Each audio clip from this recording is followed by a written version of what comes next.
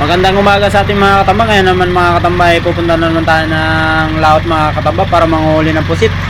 Ngayon naman mga katamba ay makulimlim yung panahon. Ayan, simulan na tayo dito maglaglag ng lambat mga katamba.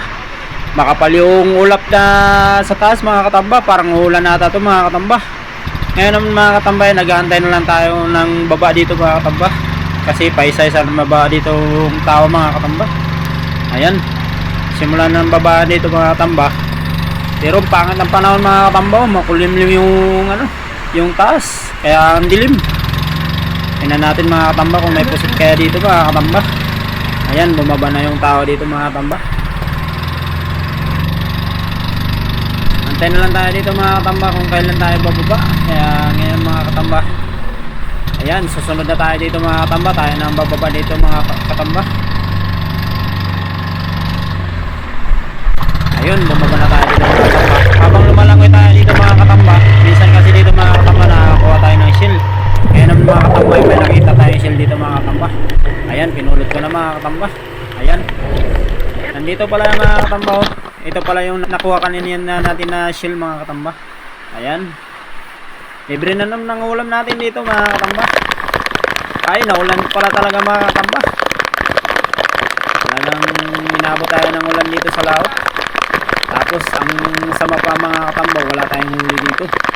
Kaya nag-ano kami na lilipat na lang kami ng pisto mga katamba. Buti na lang tumila ng ulan dito mga katamba. Nung lumipat tayo ng pisto mga katamba, ang ganda ng ulan kasi may pusit agad. Ayun, talagang kailangan sisirin yung dito mga katamba para makakita talaga yung pusit. Ayun, umano na yung ng pusit mga katamba. Ayun, nakakaano din tayo ng pusit, nakahuli din tayo ng pusit dito mga katamba. Siyempre mga katamba, dahil wala na naman tayong ulam ngayon mga katamba, nag-ano tayo, buti na lang may naghanap tayo na hito mga katamba. Ngayon naman ay kinukuha natin yung hito dito. Ayun, may pangulam naman tayo ngayon mga katamba, kasi ano lang, kakunti lang yung huli natin na pusit ngayon mga katamba. Tapos yung isla ay kakunti lang din, kaya buti na lang may hito mga katamba. Ayun, kinuha na natin yung hito mga katamba. Tamang tama yan na pangulam mga katamba, kasi marami. Ayan, yan pala yung mga kasama natin mga katamba, oh. Ano na siguro na tanan? Tapos nandito na mga katamba yung nahuli natin dito mga katamba. Ito, ayan, marami talaga mga katamba. Ngayon naman mga katamba, ibubuhos na yung huli natin na ito. Ayan, talagang umano pa yung buhay na buhay pa talaga yung ito mga katamba. Yan, isang talaga, isang lutuan mga katamba yung nahuli nating hito. Ngayon naman ay lulutuin na to mga katamba.